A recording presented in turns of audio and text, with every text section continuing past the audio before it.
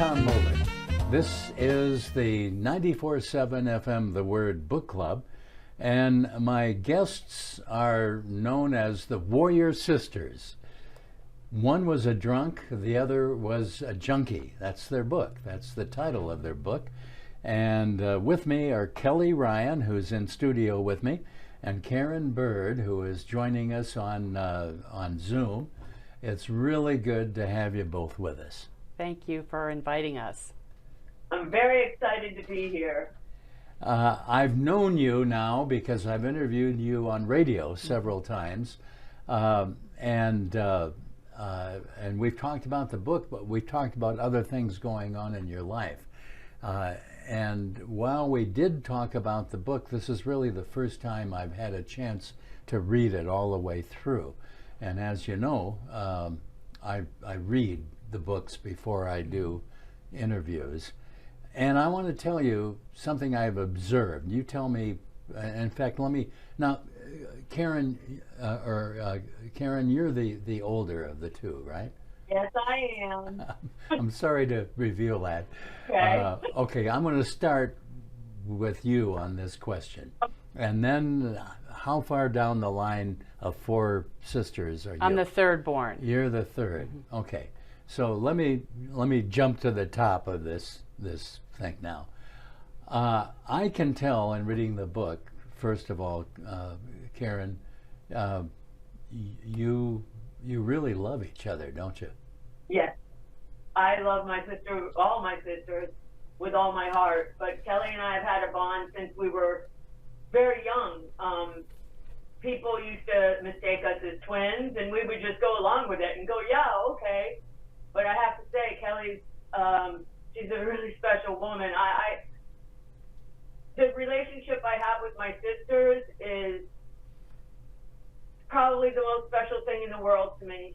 I wouldn't be me without them. And I gotta look at the. In reading the book, both of you have written the book, and what you've done with the book is that you've written in different fonts to identify who is writing, which is great. I got to ask you about that idea, because it's a great idea.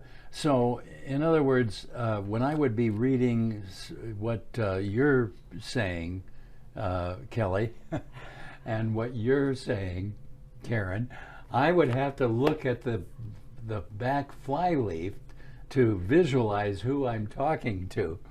So let me ask you the same question. You really love each other. It really shows in the book. Yes, yeah. And I think that our stories are very different, as I'm sure you'll address. And Karen had a longer time of her addiction. As a matter of fact, I'd like to congratulate her. She just celebrated 10 years of sobriety. And right. that is huge. And it's a miracle and something that I never thought would happen. So I'm super happy for her and for our family and the healing that's happened given that. Now you both were addicts. I don't know how you identify yourself as are or were, but in terms of time, you were both addicts. One was a drunk, the other was a junkie. You were the drunk. Yes. Okay. And you are a professional counselor. Yes. As a drunk. Yes.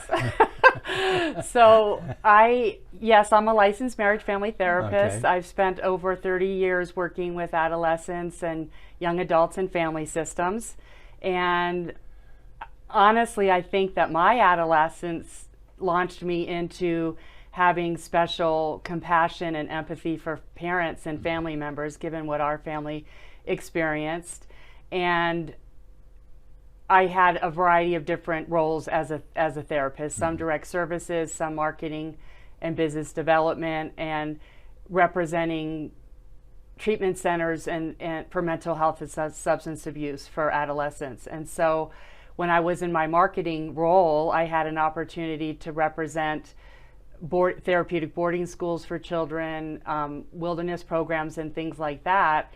and that allowed me to have an expense account to wine and dine referral sources that were psychiatrists and therapists and school counselors, and we would bring them out to the programs and demonstrate firsthand the experiential components that we did. And so it's always interesting to me, for me, how I found a way to support my alcoholism, that because I was very well respected and I did a good job in many ways. That was part of my story in terms of being a high functioning alcoholic and being able to go to work daily. I didn't, miss work. I traveled a lot and looked really good on the outside, but was struggling on the inside. Okay.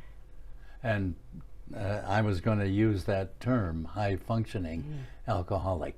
People could not tell, and that's what high functioning alcoholics do.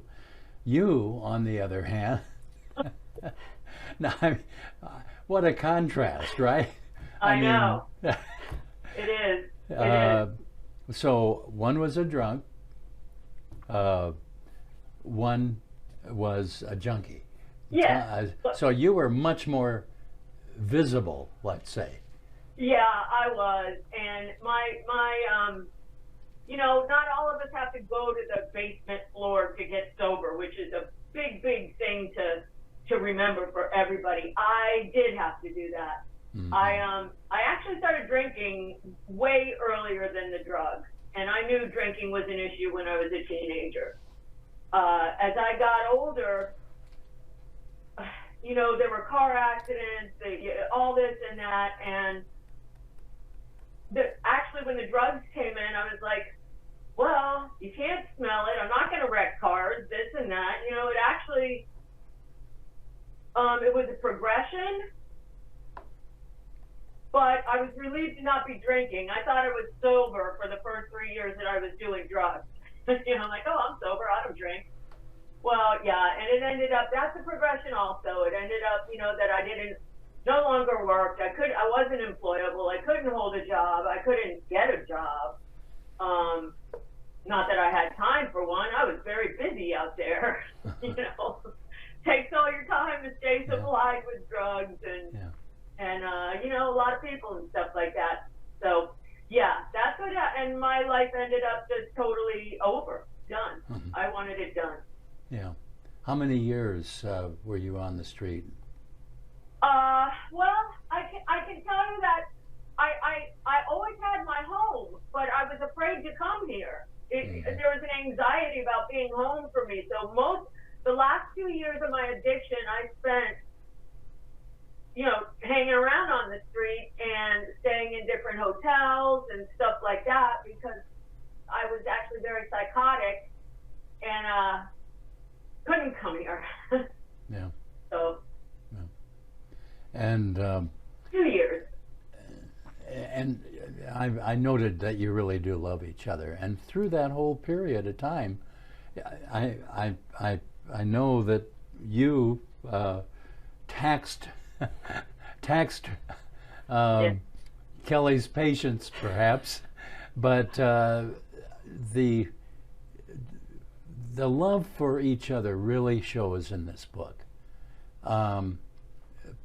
Give us a look, Kelly, behind the pages of this book in terms of the development of the love for each other as you were growing up. Well, we grew up in an abusive household. My father was a daily drinker and an alcoholic, and he was violent with my mother and sometimes with Karen particularly. And so there was a lot of chaos in our home. And it seemed to us that the only people, and we moved a lot, every 3 to 5 years we moved. And so it seemed to us the only people we had to count on was each other. Mm. And so that really created a very special bond. My mom always encouraged us to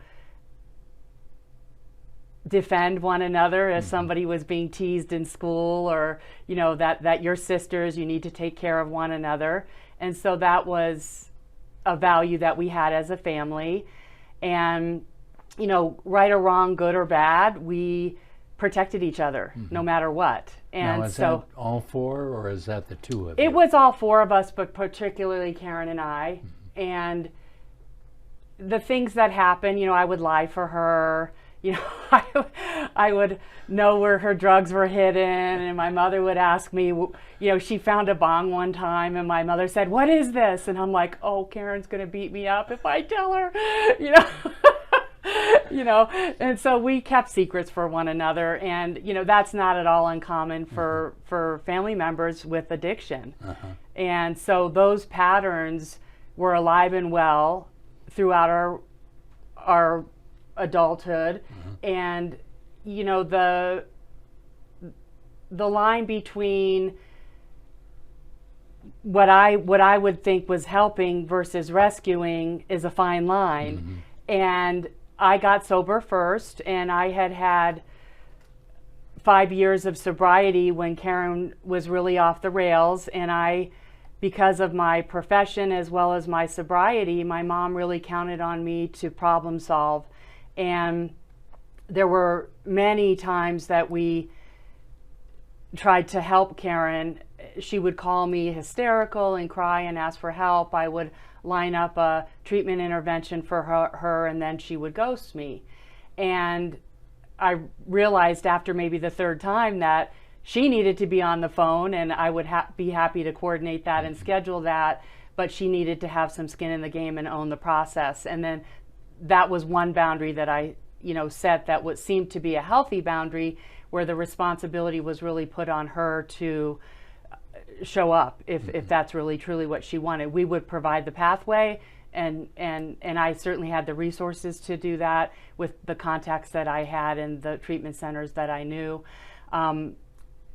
So it was what's rescuing and what's a healthy boundary. And I think families struggle with that all the time. And one of the things I'd love to address is that what I learned from that is that my mom didn't necessarily understand or approve of the boundaries that I began to set with my sister. Sometimes that was considered abandonment or rejection, which was difficult for me to try to explain to my mother that for me, it's what I needed to do to not relapse myself or be caught in this daily chaos. And my mother would ask me for advice, and I would give it to her, and she wouldn't do it. So I would be upset with her. And what I learned from that really was that both of us had the right to deal with Karen's addiction however we wanted to best protect ourselves. And one of the things that I did with Karen, and I'd love to repeat it because I think it's valuable for family members of people who are using, is she was in a drug-induced psychosis, and she would call my mother and I on burner phones because when I had a conversation with her, she would say that she's on a burner phone, we can't reach her because the FBI or the CIA was after her, that she couldn't talk long because she was going to get brain cancer from the phone, and in a psychotic state.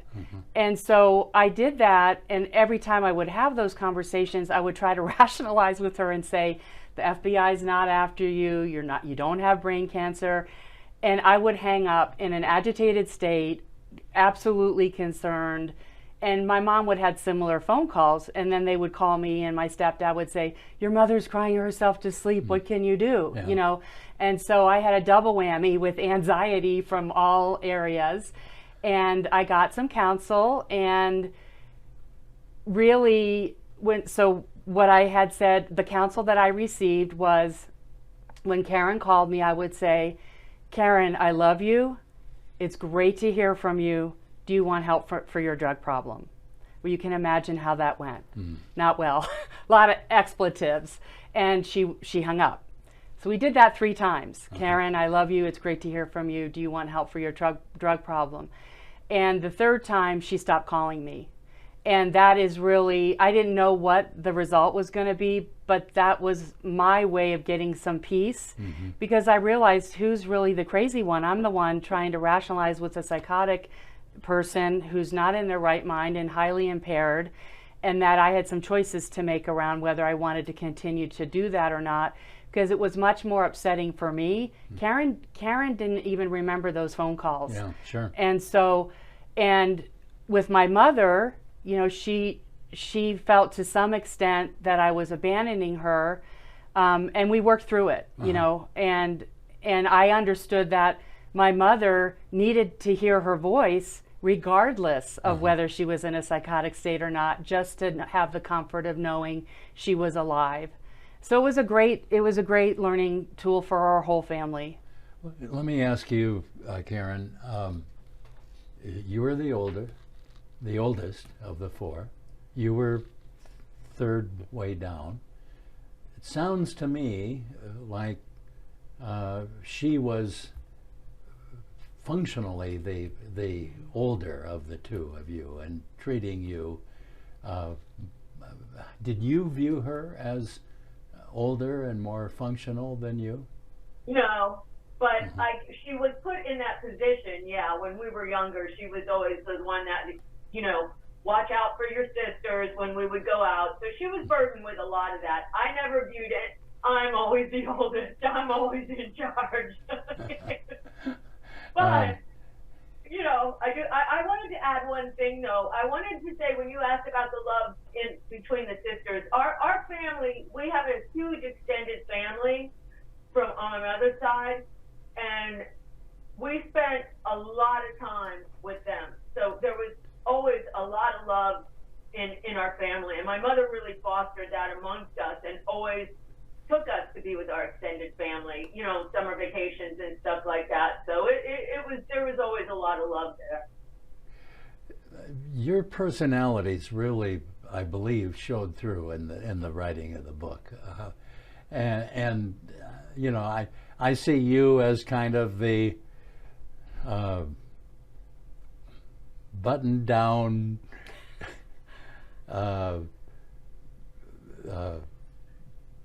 serious, let's deal with this person. You, when you were out there, right? I mean. Oh yeah, you know, and yes, absolutely. I think Kelly has a more serious attitude towards life, possibly, than I do. My attitude towards life was really, in the past, was I just wanted to feel good. I didn't care about anything else, truthfully.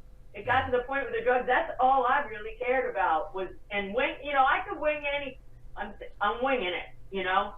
How are you going to do that? I don't know. I'll figure it out when I get there, you know? So. And that really came through, both came through in the book.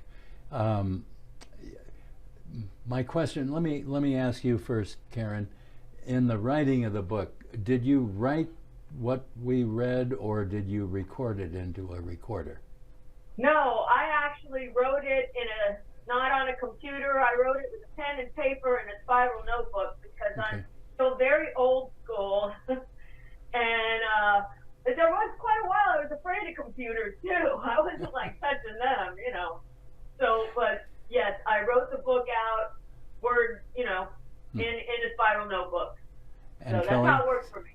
same question. I wrote mine on a computer, and I was the coordinator of the project, and Karen would put it in a phone, and then I would put in all the punctuation and paragraphs and things like that. And the reason why I ask that is that both, like I say, your personalities came through. The way you wrote, and as I say, the book is written with different fonts for each of you, which was really helpful. And your personality really came through in the writing. I mean, I could hear you talking. And you and I have had a couple conversations on the air, on the radio before. And as I was reading, it was what you and I talked on the radio about. And the same thing with you. It was a masterfully written book that really presented your personalities. Thank you. And also, I think the contrast for the reader, it's so valuable because, and you're talking about some of this, but if you look at my life story, you know, I voluntarily got sober, I was never arrested. Karen had 12 arrests.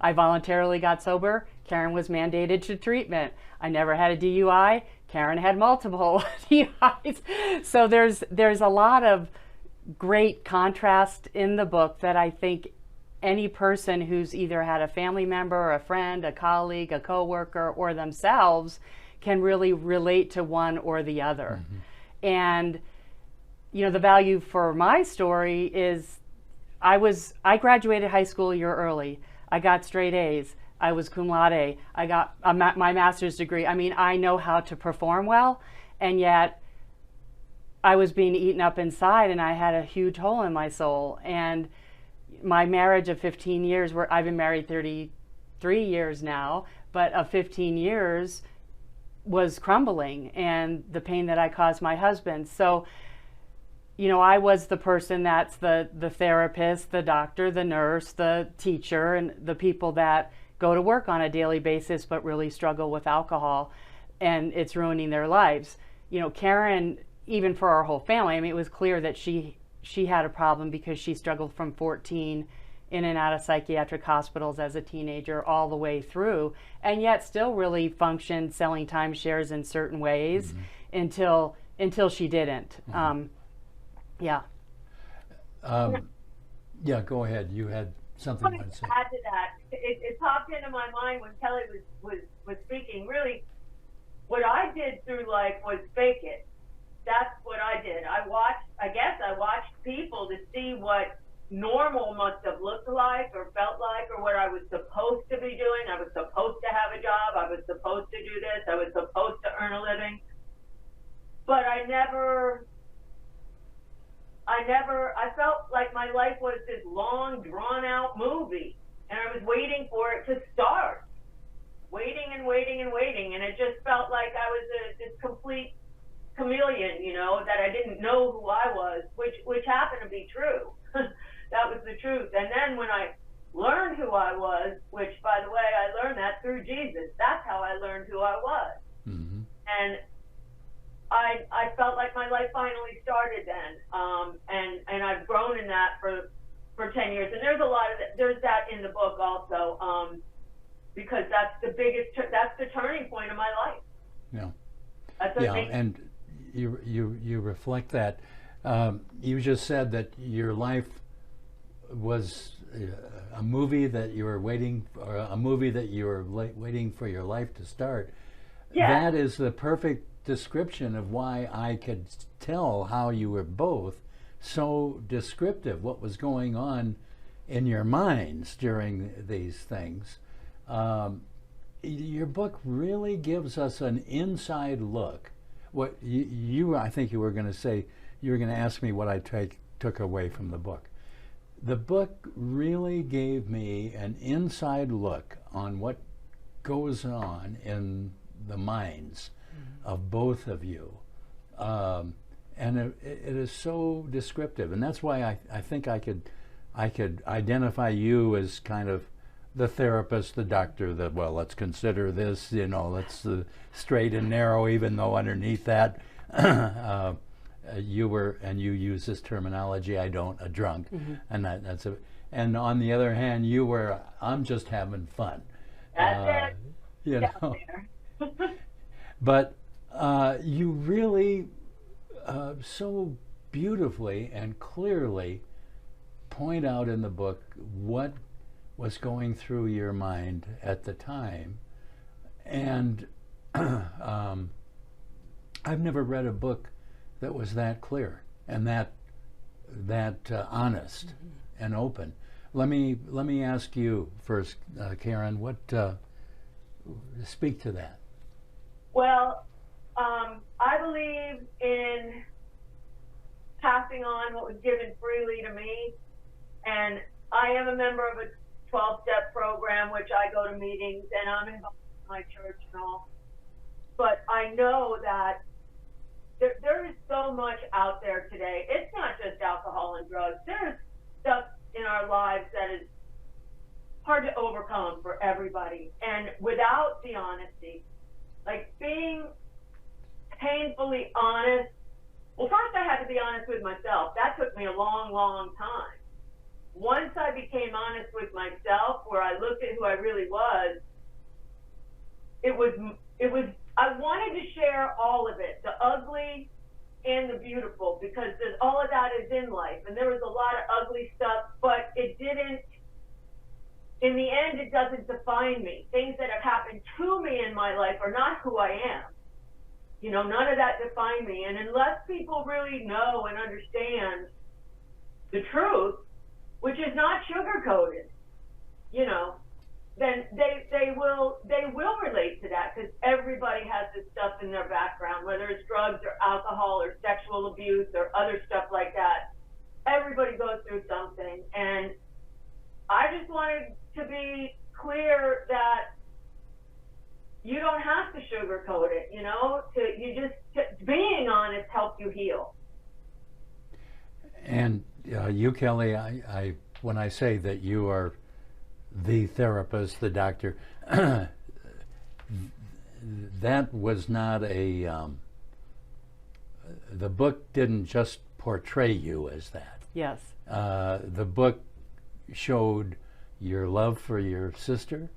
The book portrayed the honesty, the same honesty that Karen had, in terms of, except that her honesty was just, oh, there it was.